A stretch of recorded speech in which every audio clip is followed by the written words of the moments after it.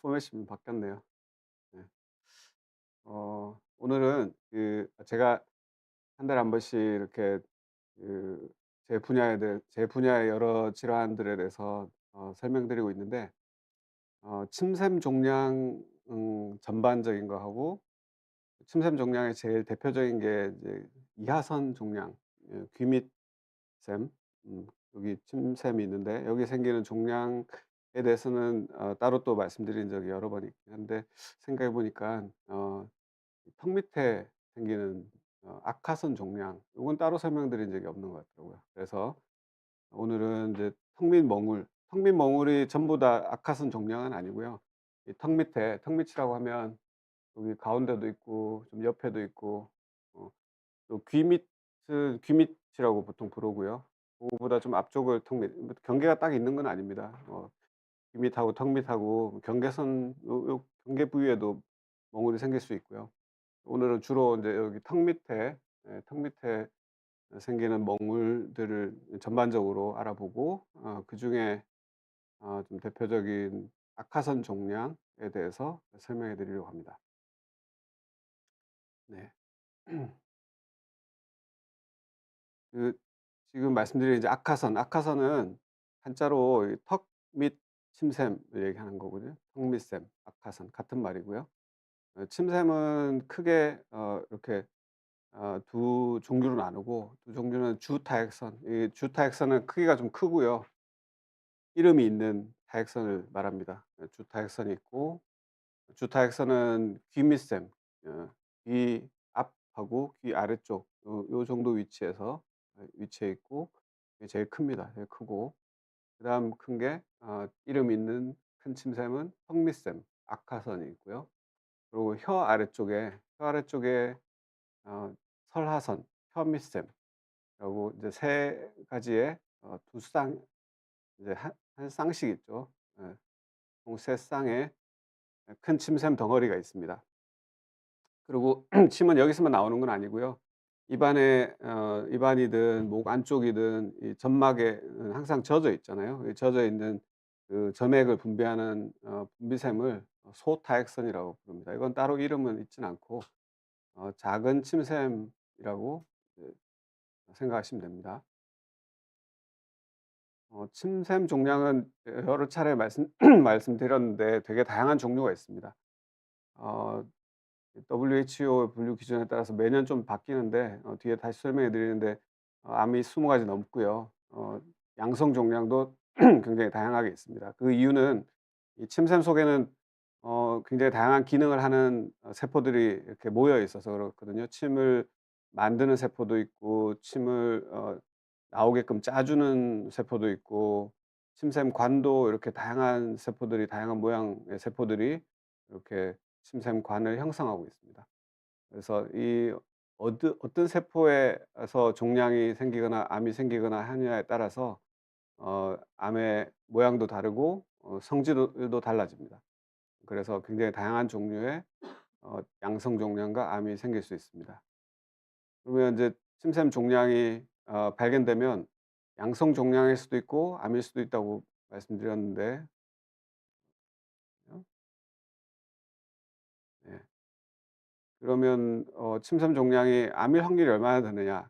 되게 좀 특이하게 이 어떤 타액선에 침샘이 생겼냐에 따라서 좀 다릅니다. 그래서 참고 문헌마다 차이가 굉장히 많이 있는데, 어 턱 어 저기 이하선, 귀밑샘이 제일 어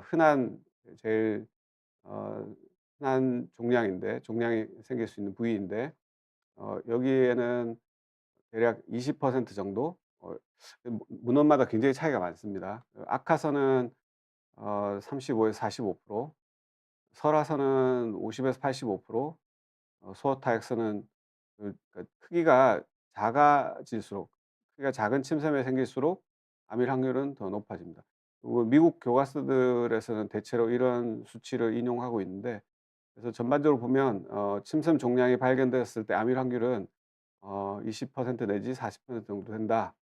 그래서 저는 이제 "수술을 꼭 해야 된다."라고 이제 말씀드리고 있는데, 어 어떤 교과서, 이건 미국에서 나온 건데, 이비인후과 를 전공하게 되면 제일 많이 사용하는 제일 많이 읽는 교과서입니다. 커밍스라는 분이 지은 교과서인데 여기에는 부위별로 다른데 이하선은 암일 확률이 25%, 악하선은 43%, 그리고 소타액선은 85%. 소타액선에서 종양이 뭐가 생겼다 그러면 암일 확률이 매우 높다는 거죠.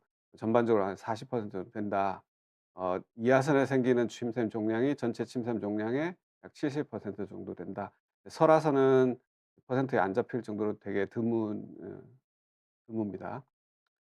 다른 그 참고문에는 또 숫자가 다릅니다.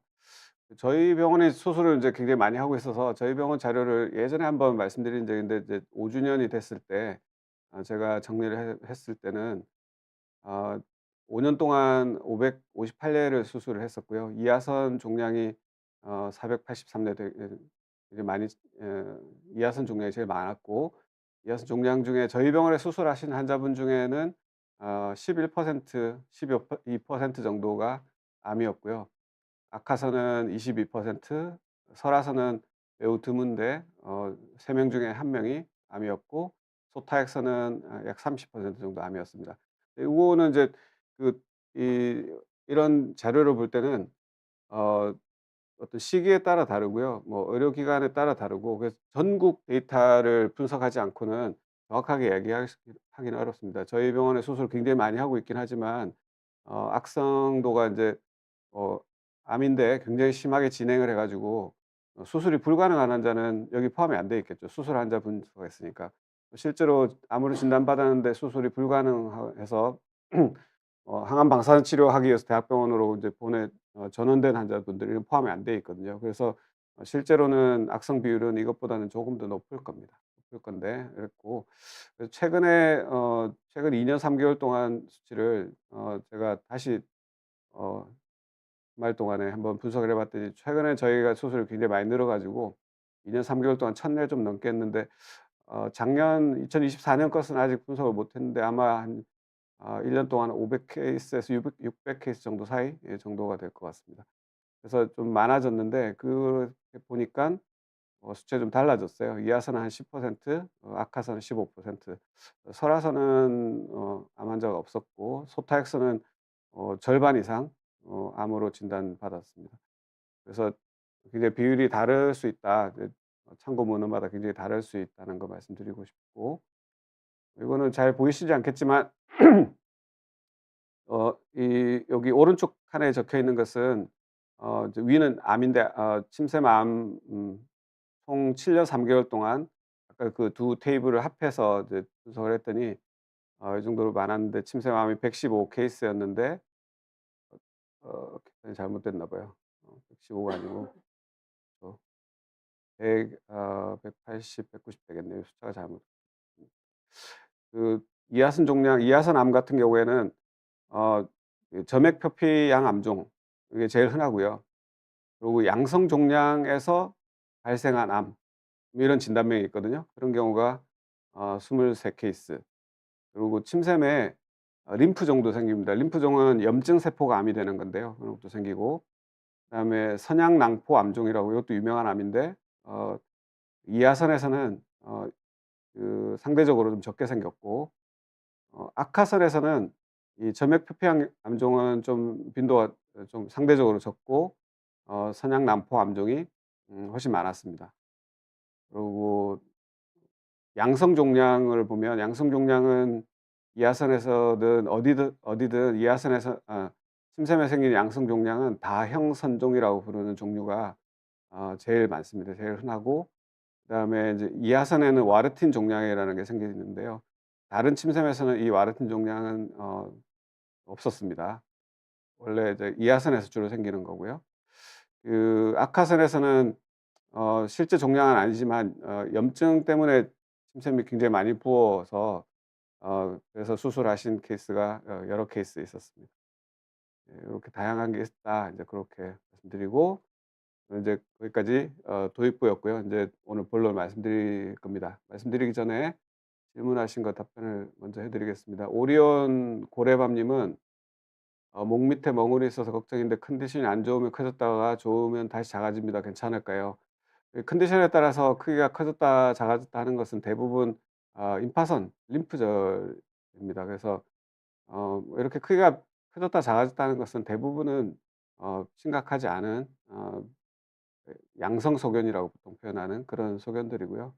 걱정이 되시면 초음파 검사를 해 보면 쉽게 뭔지 확인할 수 있습니다.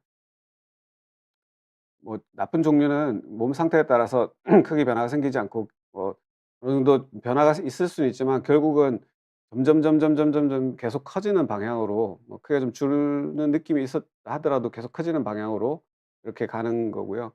크기가 커졌다가 또 작아졌다가 또 커졌다가 작아졌다. 결국은 그 범위 내에서 그냥 움직이는 정도의 사이즈 변화라고 그러면 심각할 확률은 거의 없습니다. 그다음에 하얀 눈이 내려님은 이하선 종양, 침샘 종양은 CT 검사로 확인이 어려운 질환인가요? 요건 제가 예전에 저희 병원에 수술한 환자분들 초음파 사진하고 CT 사진하고 여기 보여 드리면서 비교해 보여 드렸던 적이 있는데, 저희 병원 네이버 카페에 보시면 지금도 자료가 많이 있습니다. 근데 침샘 종양은 이하선이든 어디든 초음파 검사가 훨씬 잘 보입니다. 훨씬 잘 보이고 초음파 검사에서 어느 정도 이게 나쁜 종류인지 아닌지 어느 정도는 짐작할 수 있고요. 물론 정확한 건 수술을 해야지만 알 수 있습니다. 그래서 CT로는 침샘 종양이 잘 안 보일 때가 종종 있어요. 특징이 그렇습니다. 그리고 뭐가 보인다 하더라도 그 정확한 성질을 알기가 되게 어려워서 결국은 초음파를 보면서 확인하고 초음파 를 보면서 세포 검사 뭐 이런 것을 해서 진단을 하게 되는 거죠. 네. 홍서희 님은 귀 밑에 종괴 같은 것이 있는데 딱딱하고 통증이 있다고 하셨어요. 어 크기는 3 센티미터 정도. 3 센티미터면 굉장히 큰 편인데요. 일반적으로 뭐 임파선염이 3 센티미터 되기 쉽지 않거든요. 어 통증이 있다고 그러면 뭐 염증 소견일 확률이 좀 더 높긴 하지만 뭐 종양이라고 해서 통증이 전혀 없는 건 아니기 때문에, 물론 통증이 없다고 해서 별거 아닌 건 아닙니다. 통증이 없을수록 더 안 좋은 병일 확률이 높습니다. 뭐 암은 대부분 통증이 없거든요. 양성 종양도 대부분 통증이 없고요. 통증이 있으면 염증일 확률이 좀 높지만 3 센티미터는 너무 크기 때문에 검사를 해 보시는 게 좋겠습니다. 홀리 해피 님은 "저는 멍울이 있는데 딱 떨어지는 예쁜 동그라미 모양입니다. 어떨까요?" 이렇게만 가지고는 알 수는 없고요. 뭐 크기가 조금이라도 커지는 양상이면, 그리고 좀 안 좋은 거일수록 좀 더 딱딱합니다. 딱딱한 거인 경우에는 초음파 검사를 받아 보시는 게 좋겠습니다. 자, 그래서 준비 자료 또 말씀드리면, 그래서 턱 밑 멍울은 아까 말씀드린 그 턱 밑에 생기는 어떤 만져지는 음 멍울, 종괴, 뭐 다양한 표현을 쓸 수 있습니다. 뭔가 만져지는 덩어리를 말하는 거고요. 뭐 요렇게 불룩하게 만져질 수도 있고 조그맣게 해서 동글동글하게 뭐 딱딱하게, 아니면 어떤 분들은 이렇게 턱 밑에 요렇게 만져지는 거 이렇게, 여기 보통 임파선들이 많이 있거든요. 임파선들을 이렇게 해서 만져서 우연히 만져서 와서 확인하시는 분도 있고 그렇습니다. 아까 잠깐 말씀드렸지만 턱 밑 멍울하고 귀 밑 멍울이 딱 경계가 있는 건 아니고요. 예. 요런 부위에도 멍울들이 생길 수 있습니다. 턱 밑 멍울은 어떤 병이 생길 수 있냐? 크게 세 가지로 제가 나눠 봤습니다. 종양이라고 하는 것은 어떤 세포 하나가 잘못되어 가지고 세포가 분열을 해서 하나가 2개 되고 4개 되고 8개 되고 해서 점점 커져서 어떤 덩어리를 형성하는 거죠. 그런 병을 종양이라고 하는데, 종양에는 양성 종양과 악성 종양이 있습니다. 양성 종양은 아무리 커져도 어디로 딴 데로 퍼져나가서 그걸 전이라고 하는데, 전이가 없이 제자리에서만 커지면서 문제를 일으킬 수 있는 거죠. 악성 종양은 전이를 하는 특징이 있고요. 전이하지 않더라도 주변 조직을 침범해 들어가는 특징이 있을 수 있습니다. 종양은 이렇게 인제 두 가지로 나누는데, 턱 밑 멍울로 이제 생길 수 있는 종양은 악화선, 침샘에 생기는 종양이 있을 수 있고요. 침샘에 생기는 종양은 침샘은 턱밑샘은 좀 그 체형이 마르신 분이면서 침샘이 조금 커져 있으면 침샘 크기는 사람마다 되게 다른데요. 침샘이 커져 있으면 고개 이렇게 들어서 거울 보면 여기 밑에 두 개가 이렇게 보일 수 있습니다. 보통 밖에서 이렇게 만져지는 사이즈는 달걀보다 좀 작습니다. 달걀보다 좀 작은데 뭔가 이렇게 만져질 수 있습니다. 근데 이게 비슷하게 만져지는 게 정상이고요. 어디 한쪽이 더 크게 만져진다든지 아니면 이렇게 만졌는데 어느 한쪽에만 더 딱딱한 뭔가 다른 튀어나온 부위가 있다든지 그러면 인제 종양을 턱밑샘 종양을 의심할 수 있고요. 또 하나는 이제 림프종. 림프종은 그 어 염증 세포가 암이 되는 건데 그 림프절, 임파선 같은 말입니다. 림프절 자체에서 생기는 암을 얘기합니다. 림프절에서 생기는 암은 그 턱 밑에도 뭐 임파선, 림프절은 몸에 어디에도 다 있거든요. 아까 제가 말씀드린 요 턱 밑에 요렇게 만지면 이 임파선들이 만져지는 분들이 있을 텐데 요런 데서도 임파선 암이 생길 수 있고요. 뭐 주변에서도 생길 수 있고 그리고 뭐 드물지만 악화선의 염증이 계속 반복되는 자가 면역 질환이 있는데 그 자가 면역 질환을 오래 앓다 보면 침샘 속에서 림프종이 생기기도 합니다. 일단 좀 분리해서 림프절에서 생기는 림프종 요 두 가지가 종양으로 제일 흔하다고 할 수 있고 중요하고요. 그리고 바로 턱 밑에는 잘 안 생기긴 하는데 그래도 생길 수 있는 게 그 다른 부위에서 생기는 악성 종양 암이 전이된 소견. 예를 들어서 설암 같은 경우에 전이되면 뭐 최근에 저희 병원에 수술하신 분은 설암으로 수술하셨는데 임파선 전이가 여기 턱 밑에 딱 있었어요, 턱 밑에. 요런 데에서 인제 그분은 만져지진 않았고 이제 설암이 있어서 설암을 수술을 할 때 이제 설암 수술은 사람이 어느 정도 진행했냐에 따라서 다른데 어느 정도 이상 진행을 하면 수술을 할 때 림프절에 대해서 예방적으로 림프절 절제술을 하거든요. 했는데 그분은 여기에서 조그마한 암덩어리가 발견됐어요. 그런 식으로 다른 부위의 암이 림프절로 전이된 그런 암 소견이 턱 밑에 임파선, 림프절에서도 생길 수 있고요. 그리고 또 종양 중에는 이제 지방세포가 종양이 되는 게 지방종인데 어 지방종도 여기 생길 수 있고 여기 유피낭종은 밑으로 가야 될 것 같은데 여기 잘못 들어갔네요. 어디에서 생길 수 있습니다, 지방종은. 낭종은 이제 이거는 이제 물이 찬 어떤 물혹을 낭종이라고 하는데 제일 대표적인 물혹은 하마종이라고 하는 겁니다. 하마종은 아까 여기 요 사진이 하마종 사진인데요. 좀 전체적으로 좀 불룩하고 위치는 좀 요 위치일 수도 있고 쪼끔 앞쪽일 수도 있고 이렇게 불룩한데 만져보면 좀 약간 고무공 같은 걸 만지는 느낌으로 좀 몰랑몰랑합니다. 뭐 좀 많이 빵빵해져 있을 수도 있지만 왔다 갔다 하는데 좀 몰랑몰랑하게 전반적으로 이렇게 만져지는데 이거는 그 혐의샘에서 생기는 침이 혐의샘의 침은 입 안으로 바로 이렇게 침이 나오거나 옆에 관을 타고 어쨌거나 입 안으로 침이 배출돼야 되는데 이 배출되는 부위가 문제가 생겨서 침이 목 아래쪽으로 고이는 겁니다. 그래서 이거는 실제는 그 낭종의 인제 낭종이라고 하면 낭종벽이 이렇게 어떤 낭종의 벽에 세포가 있는 거를 진성낭종이라고 그러고요.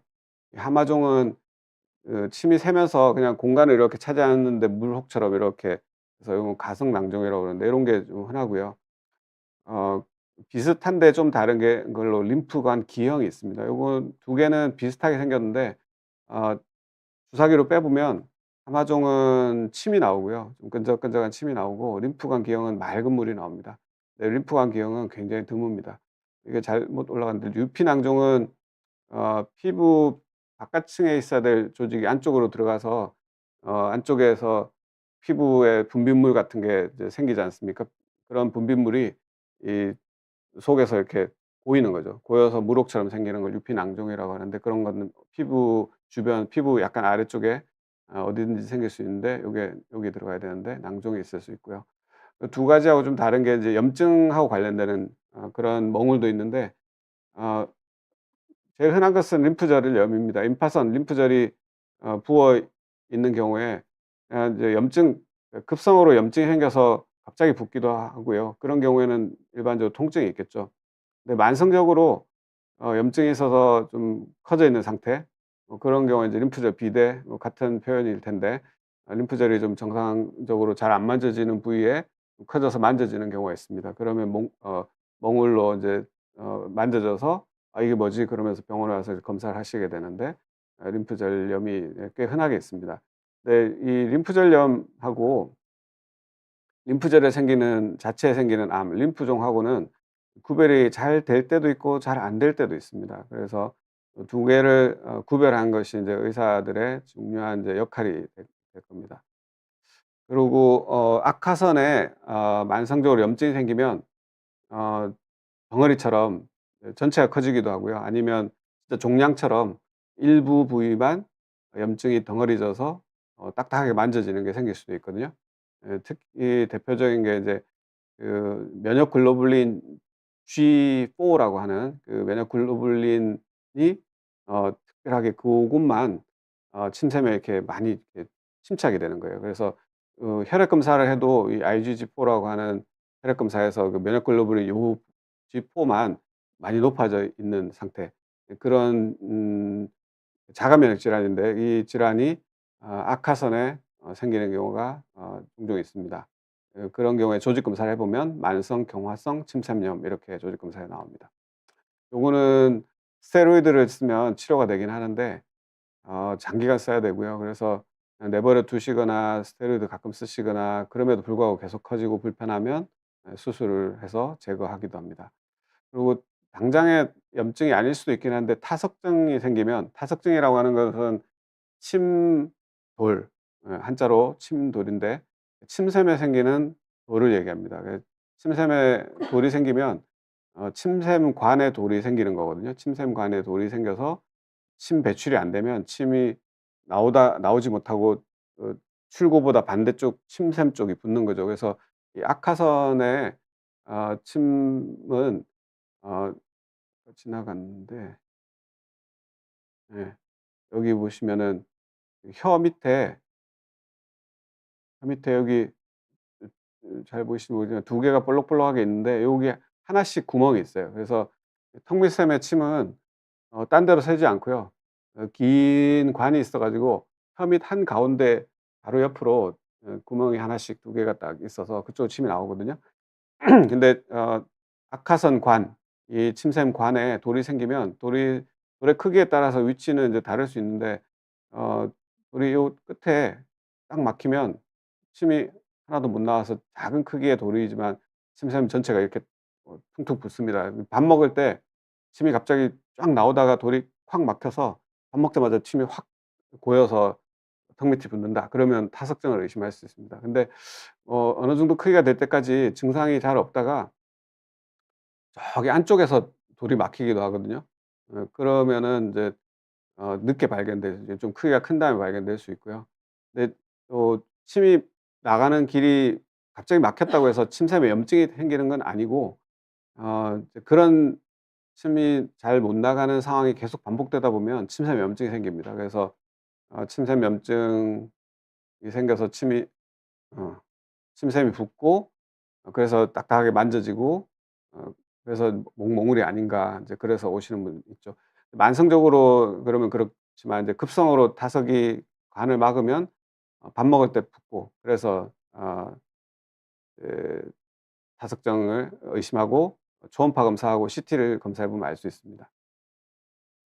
여기 제가 악화선, 이하선 적어 놓은 거는, 악화선하고 이하선은 침샘 같은 침샘이긴 한데 좀 쪼끔 다릅니다. 그래서 생기는 병도 좀 다른데, 아까 그 암이 생기는 종류도 좀 다르고요. 악화선은 그냥 침샘 덩어리만 어 딱 모양을 갖추고 있습니다. 비교적 동그랗게 모양을 갖추고 있고, 그 침샘 덩어리는 이제 좀 이렇게 구역이 이렇게 나눠져 있지만 전체적으로 침샘 덩어리고요. 그 침샘 덩어리 속에는 다른 조직이 없습니다. 없는데, 이하선은 침샘 조직 속에 지방세포도 많이 들어 있고요. 그 림파선, 림프절도 침샘 속에도 있어요. 그래서 그 귀 밑 몽울하고 턱 밑 몽울은 이 간별 진단, 이제 의학적 용어인데 이제 뭐 어떤 병인지 구별하는 그런 걸 얘기하는데 간별 진단이 좀 다릅니다. 다른데 이제 오늘은 턱 밑 멍울이고 이렇게 크게 세 가지로 나눠서 설명해 드렸습니다. 그 턱 밑 멍울은 이제 간별하려고 이제 어떤 병인지 지금 말씀드린 것 중에 어떤 건지를 구별하는 방법은 아까 질문하신 분이 뭐 이렇게 동그랗게 보인다고 하셨는데 그런 걸로 알 수는 없고, 예 저처럼 이제 뭐 저는 20년 넘게 이제 그런 것만 보고 있으니까 만져보면 어느 정도 알 수 있습니다. 어느 정도 '아 이거는 어떤 병일 것 같다. 수술이 필요하겠구나. 이거는 뭐 약을 좀 먹어 보면 되겠구나.' 이런 거는 이제 만져보는 걸로 어느 정도 알 수 있는데, 이게 촉진이라고 하고 굉장히 중요한 예 진단 방법이고요. 그리고 초음파 검사를 해 보면 또 상당히 많이 알 수 있습니다. 여기 새침흡인이라고 써 놓은 거는 이제 바늘로 빼본다는 건데, 아까 말씀드린 하마종하고 림프관 기형을 구별할 때는 이렇게 빼보면 쉽게 알 수 있고요. 초음파로 모양을 어느 정도 알 수 있고, 이게 종양이면 수술이 필요한 상태라고 판단할 수 있고, 이 종양인지 염증인지 애매할 때 이런 때는 이제 그다음 단계 검사를 합니다. CT나 MRI는 어 감별 진단에 크게 도움이 되진 않는데 수술하기 전에는 한번 찍어서 확인을 하고 이제 나중에 비교할 필요가 있을 수 있기 때문에 검사를 하긴 하는데요. 일반적으로 진단에 크게 도움이 되진 않는데, MRI 같은 경우에는 뭐 혈관 기형이라는 게 있는데 그런 경우에는 확실히 도움이 되고요. 종양이 재발했을 때는 좀 도움이 돼서 저는 재발한 경우에는 MRI 검사를 하고 있습니다. 그래서 이제 초음파 검사를 했는데 모양이 좀 뭔가 애매하다 그러면 세포 검사 또는 조직 검사. 이 세포 검사와 조직 검사는 좀 다른데, 예 보통 우리 이제 일반 분들은 조직 검사라는 표현을 많이 쓰죠. 근데 조직 검사를 라고 일단 하고요. 조직 검사라고 하면 크게 세 가지 방법이 있습니다. 세 가지 방법인데 제일 덜 아프고 제일 간단한 방법은 새침 흡인 세포 검사라고 해서 아주 가는 바늘, 보통 엉덩이 주사 맞는 주사 바늘 내지는 그거보다 더 가는 굵기의 바늘로 찔러서 이렇게 주사기로 이렇게 해 가지고 세포를 빼내서 세포 모양을 보는 검사입니다. 그래서 새침 흡인 세포 검사가 1 단계 검사가 있고요. 그리고 쪼끔 굵은 바늘 써서 하는 검사를 중심생검이라고 합니다. 중심생검은 총생검이라고도 많이 부르는데, 그건 좀 바늘이 좀 굵은 검사이고, 그래서 피부 마취를 하고 세포 검사 새침 흡입 세포 검사는 마취할 필요 전혀 없고요. 중심생검은 세포 검사를 하고, 요거는 어 조직을 좀 덩어리를 떼내기 때문에 요거는 조직 검사가 맞습니다. 요거는 세포를 보니까 세포 검사가 맞고요. 근데 이 두 가지로도 구별이 잘 안 될 때도 있고요. 아니면 좀 더 적극적으로 진단하기 위해서 하는 방법은 절제생검.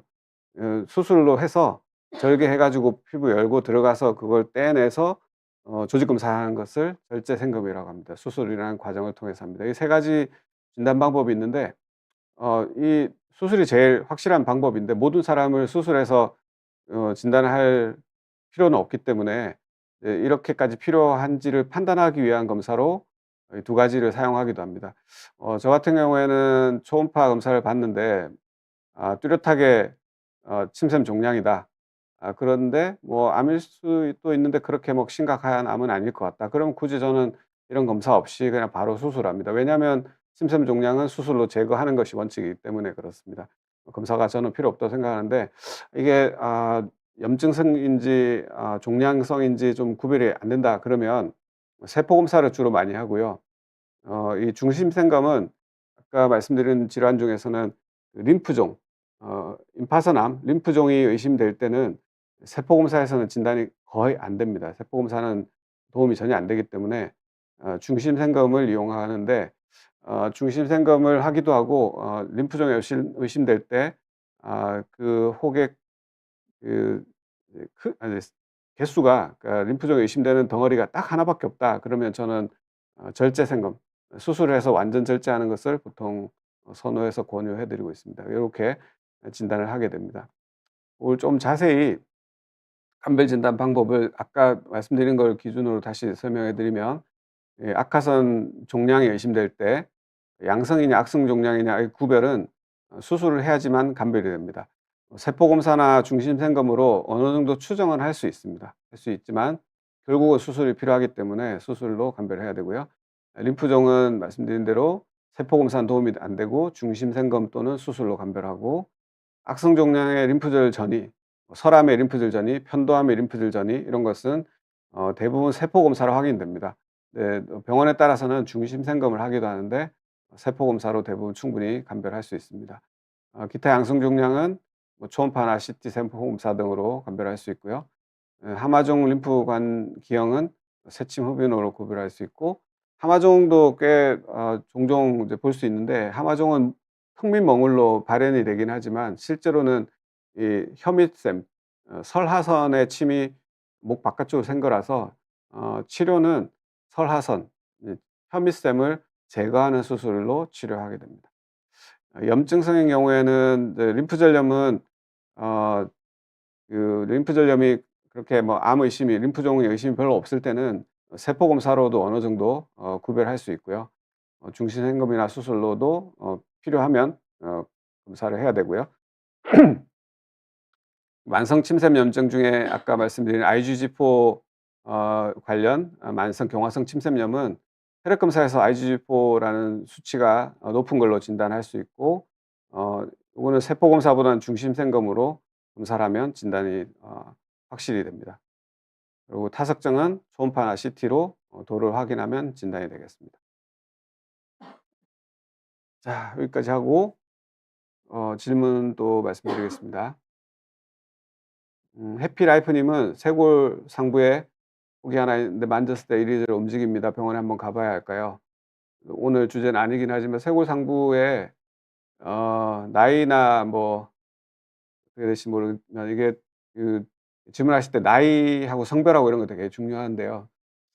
잘 움직인다고 그러면 심각할 확률이 낮습니다. 쇄골 상부에는 나이 드신 분들은 폐암이 좀 진행하면 폐암의 림프절 전이가 쇄골 상부에 생길 수 있고요. 왼쪽은 폐암도 가능한데 위암이 진행하면 위암의 림프절 전이가 목까지 올라올 수 있습니다. 근데 보통 그런 경우에는 좀 깊이 있어서 어 어느 정도 커지기 전까지 잘 만지기 어렵고 만져질 정도로 커지면 잘 안 움직입니다. 초음파를 보면 쉽게 진단할 수 있는데 잘 움직이고 크기가 뭐 변화가 별로 없고 하면 뭐 별거 아닐 것 같은데 크기가 좀씩 커지는 느낌이다 그러면 검사해 보시는 게 좋겠습니다. 아직은 청춘이다 님은 혀에 구내염이 자주 생기는데 구내염하고 설암은 전혀 다른 병이죠. 근데 그게 구별이 잘 안 될 때가 있습니다. 오늘 말씀드리기 너무 주제가 길고 유튜브에서 하정운, 설암, 비욘디 이렇게 검색하시면 비욘드에서 강의한 자료들이 몇 개 있을 겁니다. 그거 보시면 많이 도움이 될 거고요. 나중에 뒤에 소개해 드리는데 저희 네이버 카페가 있는데 저희 병원 네이버 카페에 보시면 설암 사진들이 있어요. 그거 보시면 좀 도움이 됩니다. 또 다른 질문이시네요. 버블버블님은 지인이 갑상선암 진단을 받으셨는데 대학병원 6 개월 기다려야 된다고 했었는데 저희 병원에 오면 대기 기간이 얼마나 되는지 궁금하시는데 저희 병원은 이제 수술하는 의사가 3 사람이 있는데요. 제가 좀 수술 대기가 많고 저는 지금 한 2달 정도 밀려 있고요. 다른 원장님들은 한 2-3주 정도 대기가 있습니다. 네. 원하시면 와서 상담하시면 되겠습니다. 임세웅 님은 "악화선은 약물 치료를 할 수 있죠?"라고 하시는데 악화선의 어떤 질환을 말씀하실지 모르겠지만 어 지금 강의를 안 듣고 질문하셨나 봐요. 예. 턱물 멍울은 초음파로 진단하는 거고요. 약물 치료는 지금 말씀드린 것 중에 약물 치료로 되는 거는 별로 없는 것 같은데요. 예. 뭐 심삼염증, 뭐 림프절염 이런 것은 약 먹으면 좀 좋아지긴 할 것 같습니다. 정확한 것은 초음파 검사를 해 보시는 게 제일 중요한 검사니까 해 보시기 바랍니다. 자, 그래서 어 오늘 7 시까지 내용이 얼마 안 남았는데요. 어 박하선 종양은 이제 턱밑 멍울에는 어떤 게 생기는지 그거 말씀드렸고 그게 크게 인제 종양성인지 낭종 종류인지 그다음에 염증과 관련되는 건지 요렇게 나눠서 설명해 드렸습니다.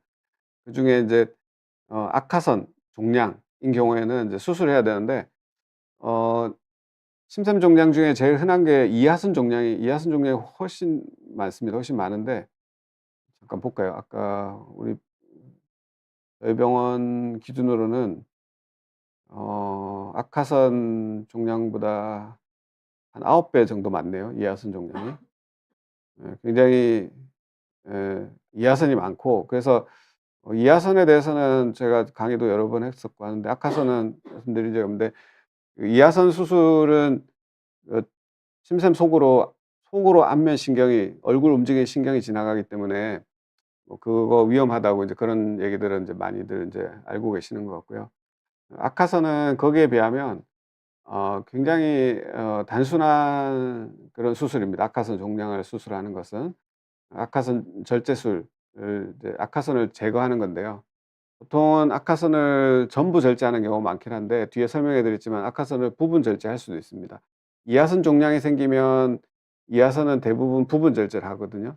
전절제를 하는 경우는 전절제가 엄격한 의미로 전부 절제하는 게 불가능하기도 한데 부분 절제가 일반적인데, 악하선은 그냥 덩어리가 예쁘게 이렇게 예 모여 있기 때문에 얇은 피막으로 이렇게 쌓여 있거든요. 그래서 악하선을 전체 절제하는 게 굉장히 쉽기 때문에 일반적으로 전부 절제하는 게 일반적인데 꼭 그래야 되는 건 아닙니다. 악하선 절제술은 합병증 빈도도 매우 낮습니다. 뭐 뒤에 설명해 드리겠지만 어 합병증이 전혀 없는 그런 수술은 없죠. 수술은 없는데 상대적으로 이하선 종양에 비하면, 이하선 절제술에 비하면 수술이 굉장히 쉬운 편이고 합병증 빈도도 낮습니다. 수술 소요 시간도 요건 이제 뭐 제 기준인데 저는 보통 평균 30분 정도 걸립니다. 30분 걸리는데 경우에 따라서는 쪼금 오래 걸리기도 합니다. 예를 들어서 타석증이 어 치료 안 해서 방치해 가지고 오래되면 침샘에 염증이 생기는데, 이 염증이 주변 조직으로 이게 퍼져나가면서 들러붙거든요.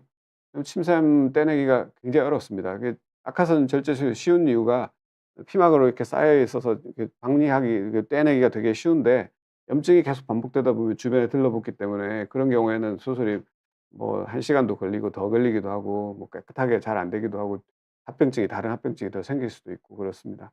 일반적으로 종양을 수술할 때는 염증이 없는 상태를 이야기하기 때문에 종양 수술은 되게 간단해서 한 30분 정도 걸리고요.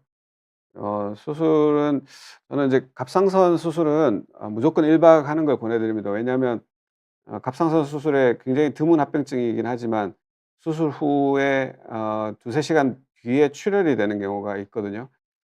제 경험으로는 한 뭐 요즘은 몇 년째 없어 가지고 되게 드문데 아무튼 한 500 명에서 한 700-800명 그 정도 수술하면 1명 정도는 생기는 되게 드문 출혈이라는 합병증이 있는데, 굉장히 드물지만 생기면 이 숨길을 막을 수 있는, 피가 막 차면 숨길이 눌려 가지고 숨을 쉴 수 없는 상황이 될 수 있거든요. 그게 굉장히 위험하기 때문에 그게 생기는 게 수술 한 날 생기기 때문에 1박 2 번을 무조건 하도록 제가 이제 갑상선 수술을 그렇게 하고 있고요. 악화선 수술은 그런 경우가 제 경험에는 없긴 한데 생길 수도 있긴 해서 저는 1박 권해 드리고 있긴 합니다. 그 악화선도 피가 많이 심하게 나서 고이면 숨길과 관련되기도 하고 큰 혈관들이 많아서 위험한 부위이긴 하거든요. 근데 이하선은 위치상 그런 일이 생기지 않습니다. 그래서 이하선은 저희 병원은 당일 퇴원 많이 권유 드리고 있습니다. 그래서 악화선 수술은 이하선 수술보다 좀 쉬운 편인데 입원은 하루 정도 하는 걸 보통 권해 드리고 있습니다. 합병증을 좀 자세히 쭉 설명드릴 텐데 시간이 되겠네요. 네. 그 수술이라고 하는 것은 이제 혈관과의 싸움이라고 좀 표현이 애매한데, 신경을 잘 찾아서 살릴 건 살리고 뭐 모든 신경을 다 살린다고 생각하면 수술이 불가능합니다. 감각신경은 이제 잘랐을 때 뭔가 심각한 후유증이 생기지 않죠. 그래서 어 예를 들어서 피부를 절개하고 들어가면 절개하자마자 감각신경들은 잘 보이는 큰 사이즈도 있지만 미세한 잘 안 보이는 사이즈도 있는데 그걸 다 살리면 자르고 속으로 들어갈 수가 없거든요. 그런 건 포기해야 되는 거죠.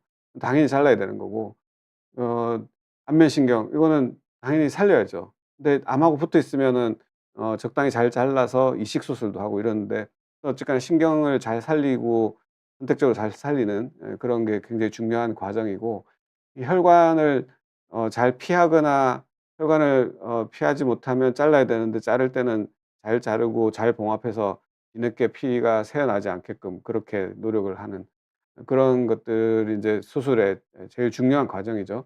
그래서 제일 중요하게 생각할 수 있는 이제 수술의 합병증은 신경 손상인데, 악화선 절제술의 신경 손상은 크게 4 가지로 인제 가능한 신경들이 있습니다. 안면신경은 이하선 턱 귀밑샘에서는 이 안면신경이 침샘 속을 가로질러서 이렇게 갑니다. 이 그림에서처럼 가로질러 가는데, 악화선은 침샘 바깥쪽에 지나갑니다. 침샘하고 피부 사이로 안면신경이 지나가는데, 이 여기 보시면 이제 견가지, 목으로 목에 이렇게 힘주면 근육 생기죠. 피부 바로 밑에 있는 근육, 요게 안면신경의 작용으로 이 근육이 움직이는 건데, 이 근육은 사실 힘줄 일이 별로 없기 때문에 이 목까지는 잘라줘도 크게 불편하지는 않긴 합니다. 근데 중요한 게 이제 이 하하가지라고 하는 요 가지인데, 요 가지는 이 아랫입술을 요렇게 당겨주는 근육을 지배하고 있습니다. 그래서 요 신경이 다치면 입술이 안 움직입니다. 입술이 이 스마일이 안 되거든요. 그래서 요거 중요한데, 보통은 이 턱보다 위로 지나가는 경우가 많지만 아래쪽으로 이렇게 내려와서 올라가는 경우가 있거든요. 그러면 침샘 이제 악화선을 절제하기 위해서 피부 절개할 때 다칠 위험이 있죠. 피부 절개와 관련이 있고요. 근데 요 지금 말씀드린 이 근육이 좀 기능적으로 이 입술을 움직이는 근육하고 분리가 되어 있긴 한데, 어떤 분들은 여기 절개하고 신경은 다 이제 다 살아 있는데도 입술 움직임이 조금 나빴다가 요 근육이 잘 아물고 나면 한 6 개월 정도 지나면 입술 움직임이 돌아오는 분들도 있어요. 직접 손상이 없어도 입술 움직임이 저하가 생겼다가 좋아지는 분들이 아주 가끔 있습니다. 실제로 다치는 경우는 굉장히 드문 편이고요. 전체적으로 뭐 1% 미만이라고 해 두겠습니다.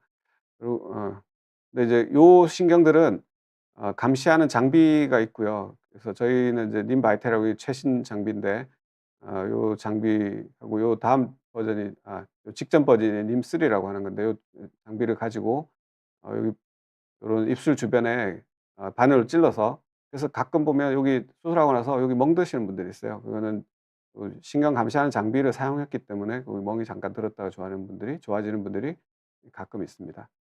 요건 어느 정도 요런 장비를 통해서 피할 수 있고요. 설신경이라고 하는 게 있는데, 요거는 혀의 감각신경인데, 혀의 감각신경이 이 머리에서 나와서 이 턱뼈 옆으로 이렇게 지나와서 혀로 요렇게 가는데, 거기서 이렇게 가지가 나와 가지고 침샘에 침 분비를 자극해 주는 신경이 이렇게 연결됩니다. 그래서 우리 밥 먹으면 침이 더 많이 나오는 게 요 신경 자극 때문에 그런데, 이 침샘을 떼려면 요 신경 요 부위를 잘라야 되거든요. 요 자를 때 그 좀 많이 당겨 내는데, 당겨 내는 걸로는 설신경, 혀 감각신경이 손상되는 경우 잘 없고요. 자르다 보면 이렇게 다치는 경우가 생길 수 있습니다. 그러면 손상이 될 수 있는데, 이것도 가능성은 매우 낮습니다. 생길 수는 있습니다. 또 하나는 설하신경이라고 있는데, 요거는 어 그 혀 운동신경인데, 혀 운동신경은 침샘 이 악화선보다 더 안쪽에 있습니다. 바닥에 있어서 어 시 그 침샘이 캡슐로 잘 쌓여 있는 경우에는 이 설하신경을 만날 일이 없긴 한데, 그 안쪽으로 좀 유착이 있거나 좀 종양이 그쪽에 있는 경우에는 어 손상이 되는 경우가 드물게 있습니다.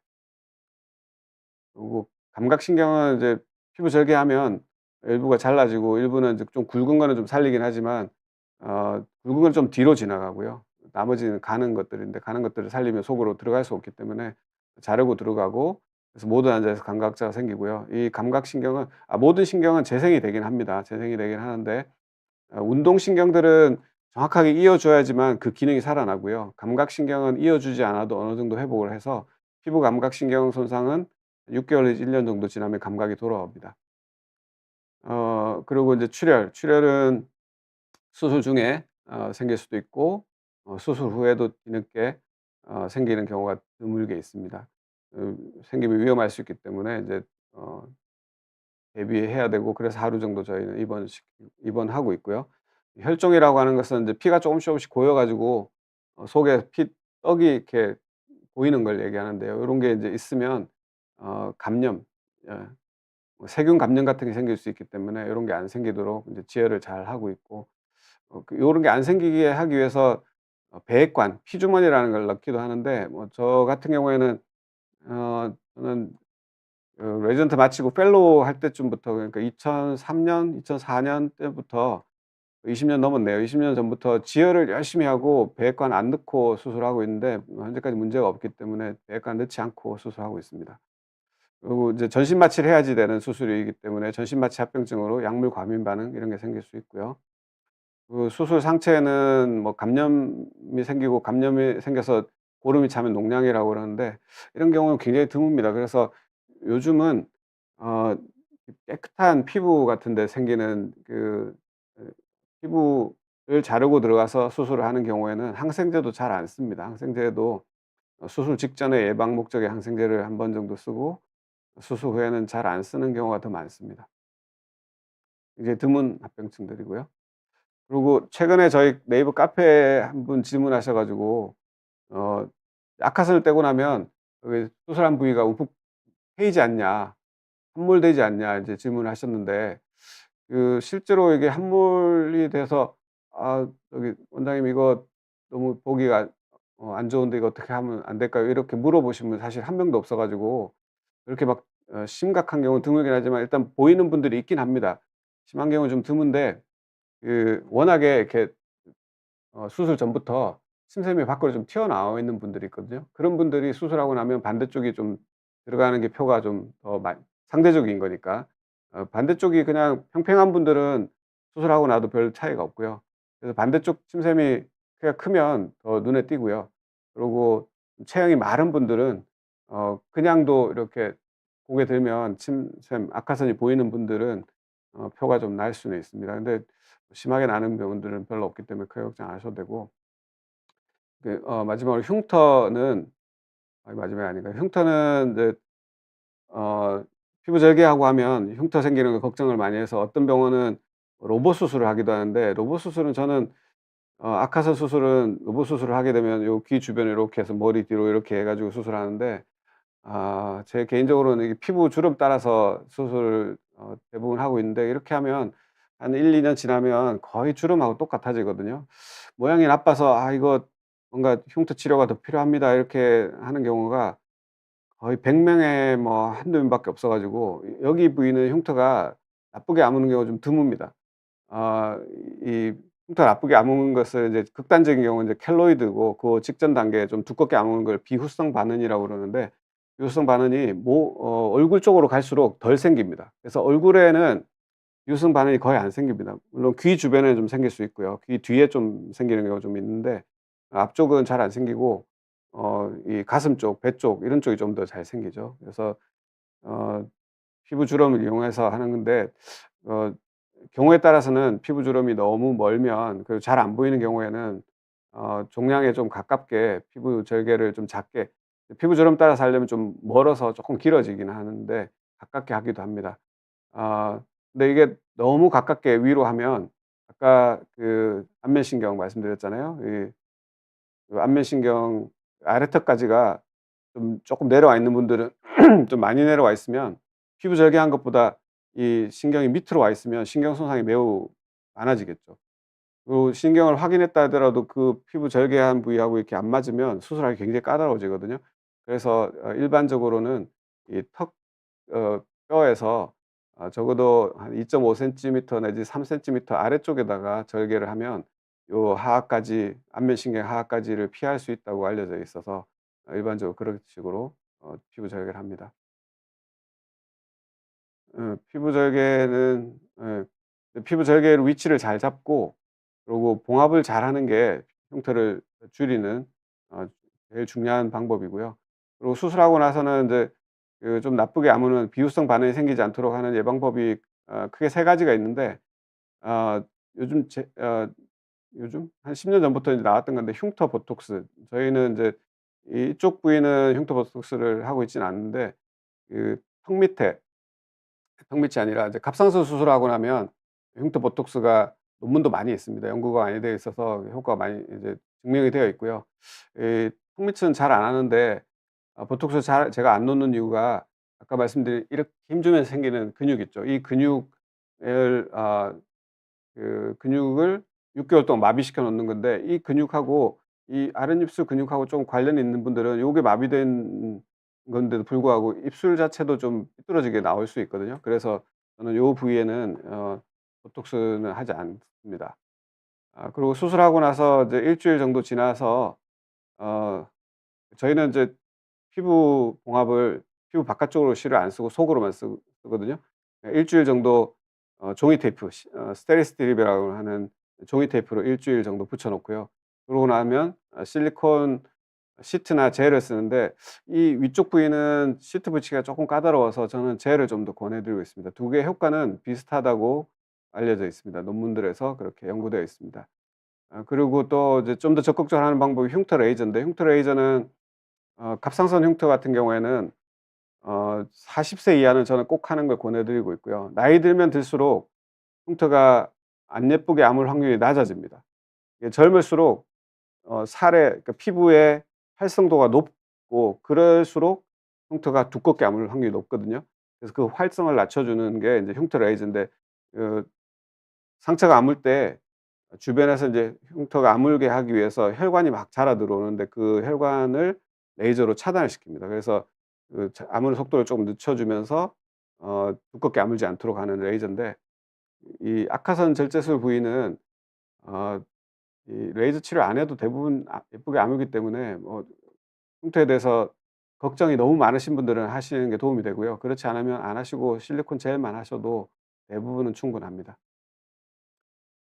그리고 이게 합병증 마지막인 것 같은데, 구강 근조증, 이게 침샘이 큰 침샘이 6개 중에 하나가 없어지는 거니까 '입이 마르지 않겠나.' 이제 그런 걱정하실 수가 있거든요. 근데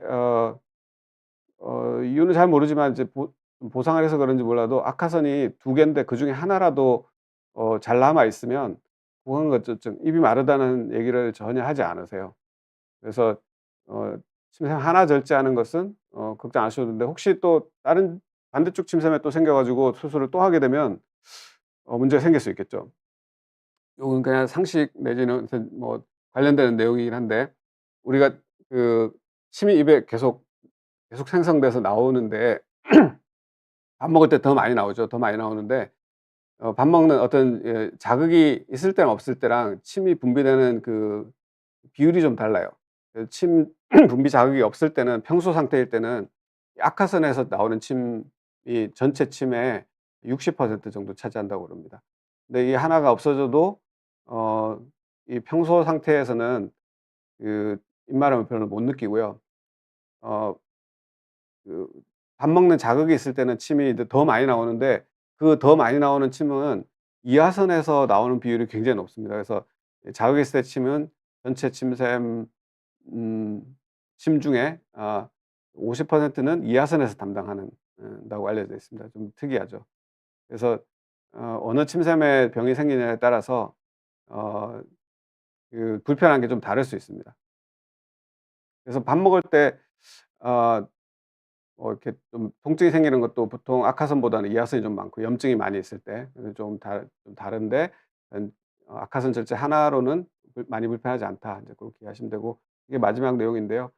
그 요 질문도 저희 네이버 카페에 누가 하셨고, 최근에 그 수술하러 오신 분도 얘기하신 적이 있는데, 이 악화선 종양이면은 수술할 때 이제 악화선을 꼭 전부 떼야 되느냐 이렇게 물어보신 적이 있었어요. 근데 그렇지 않습니다. 그 경우에 따라서는 악화선 부분 절제술도 가능한데, 이하선은 대부분 부분 절제한다고 말씀드렸거든요. 근데 악화선은 그냥 관습적으로 전절제하는 경우가 대부분이긴 합니다, 대학병원에서 일반적으로. 근데 여러 논문에서 "악화선 부분 절제도 안전하다. 재발의 차이가 없다." 알려져 있고, 연구를 해 봤더니 이 함몰되는 것도 거의 없고, 그리고 기능적이라는 거는 침샘이 남아 있으니까 침 분비량도 차이가 없더라. 그래서 "악화선 전절제보다 더 좋은 수술이다." 어 단점이 뭐냐? 단점 사실 거의 없고요. 근데 이제 악화선을 부분 절제하고 나면 그 부위는 주변이랑 이제 이 캡슐처럼 생긴 구조가 없어지기 때문에 주변에 유착이 되거든요. 그래서 만약에 재수술을 해야 되면 좀 까다로울 수 있긴 합니다. 근데 그런 경우는 워낙 드무니까 단점은 거의 없습니다. 근데 그러면 왜 부분 절제를 안 하고 전 절제를 하느냐. 제 생각은 관습적이라고 생각하고요. 저는 부분 절제를 한 게 아마 2010년 정도부터 그때도 논문을 찾아보니까 부분 절제 안전하다고 그래서 부분 절제를 하고 있고, 근데 모든 환자에서 부분 절제할 수는 없고요. 대상이 되는 환자는 제 개인적으로는 초음파를 봤을 때 임상적으로 초음파상 이게 암일 가능성이 낮고, 암이라 하더라도 어 악성도가 낮은, 그러니까 그걸 임상적으로 양성이라는 표현을 쓰는데, 임상적으로 양성인 악화산 종양이면서 위치가 피부에 가깝게 이렇게 바깥쪽에 노출되어 있어야지, 노출되어 있거나 거의 바깥쪽에 있어야지 부분 절제가 가능합니다. 그리고 이 주침샘관, 침샘이 있으면 침이 나가는 길이 있는데, 침이 나가는 길에 가까우면 침샘관을 손상시키게 되면 남겨 놓은 침샘의 기능이 없어지기 때문에 그런 경우에는 다 떼내는 게 더 좋거든요. 예, 그런 경우에 합니다. 그래서 여기 이런 식으로 이 논문에서는 이런 식으로 절제할 수 있다. 네, 그렇게 어 논문이 있었습니다. 자, 시간이 다 되어 가는데요. 질문에 대해서 답변을 드리면 시간이 딱 맞겠습니다. 네. 하늘 눈이 내려 님은 혹시 악화산 종양은 빨리 자라는 암에 속하는지요? 빨리 수술해야 하는지 궁금합니다. 악화산 종양, 침샘 종양은 일반적으로 천천히 자랍니다. 어 근데 이제 모든 종양이 다 똑같은 건 아니어서 빨리 자라는 기준이 사실 없는데, 6 개월이나 1년 정도 지났는데 환자분 본인이 느끼기에 크게 변화가 있다 그러면 빨리 자란다고 저는 판단을 하거든요. 예, 그런 경우는 빨리 수술하는 게 좋고요. 그렇지 않더라도 침샘 종양은 오래 놔두면 암이 아니었다가 암으로 변질되기도 하기 때문에 수술은 그냥 하시는 게 좋고, 작을 때 하면 수술 상처도 작고요. 크기가 크면 클수록 합병증의 빈도도 늘어나기 때문에 일찍 수술하시는 게 좋습니다. 그리고 하연이네 님이 수술 후 예후도 궁금하다고 하는데, 어떤 예후를 말씀하실지 재발을 조심한다고 해서, 환자분이 조심한다고 해서 재발이 되고 안 되고가 정해지는 건 아니고요. 그 종양의 종류에 따라 다르고, 암인 경우에는 양성 종양은 재발 확률이 매우 낮은데 그래도 있을 수 있거든요. 근데 양성 종양은 재발 확률이 1% 미만이고요. 악화성 같은 경우에 특히 재발 확률이 낮습니다. 수술이 쉽기 때문에 그렇습니다. 어 악성 종양은 종류마다 다 다릅니다. 악화선 종양을 빨리 발견하기 위한 팁이 있을까요? 아까 말씀드렸지만 이렇게 양쪽을 손으로 이렇게 만져 보시면 뚜렷하게 만져지는 분도 있고 잘 안 만져지는 분도 있을 겁니다. 근데 잘 만져 보면 손가락 2개가 좋겠네요. 2개로 만져 보면 뭔가 달걀의 어느 일부를 만지는 느낌, 그런 느낌의 이렇게 뭔가 좀 살짝 튀어나온 부위가 만져질 수 있습니다. 그게 악화선이고요. 그 양쪽이 비슷하면 괜찮은 거고요. 어느 한쪽이 크거나 한쪽에 뭔가 튀어나와 있으면 그게 종양일 확률이 높죠. 원래 비닐 장갑을 끼고 양손으로 만져보면 더 좋긴 한데, 본인이 혼자서 그렇게 할 수는 없고요. 따뜻한 라떼 님은 병원에 갔는데 양성이라고 진단을 받았습니다. 한 번 양성으로 진단받으면 악성으로 바뀔 가능성은, 바뀔 걱정하지 않아도 될까요? 추적 검사는 얼마나 필요할까요? 방금 말씀드렸지만 양성이었다가 악성으로 바뀔 수도 있고요. 양성이라는 것을 정확하게 진단하는 것은 불가능합니다. 왜냐하면 침샘 종양은 너무 다양하기 때문에 "양성일 가능성이 높다." 이렇게 얘기할 수 있지, "양성이다." 이런 건 불가능하고, 침샘 종양은 정확한 통계는 없지만 일반적으로 뭐 15 년에 10% 정도, 10 년에 10% 이렇게 그 정도로 암이 아니었다고 암으로 변질될 수 있습니다. 그래서 암으로 변질될 때는 양성 종양이 전체가 갑자기 암이 아니었다가 샥 암으로 쫙 바뀌는 게 아니라 부분 바뀌거든요. 그래서 전체를 진단하기 위해서는 수술 밖에 방법이 없습니다. 그래서 저는 추적 관찰을 하는 것은 좋지 않다고 생각하고 수술하셔야 된다고 생각합니다. 행복한 인생님은 다른 병원에 수술하셨는데 3주 정도 됐는데 입술 비대칭이 있습니다. 시간이 지나면 괜찮아지는지 병원에 한번 가 봐야 되는지.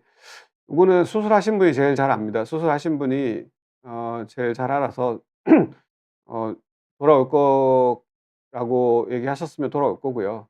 그렇지 않을 것 같다고 하면 안 돌아올 수도 있고, 그건 정확하게 알 수는 없고 기다려 보시는 수밖에 없겠습니다.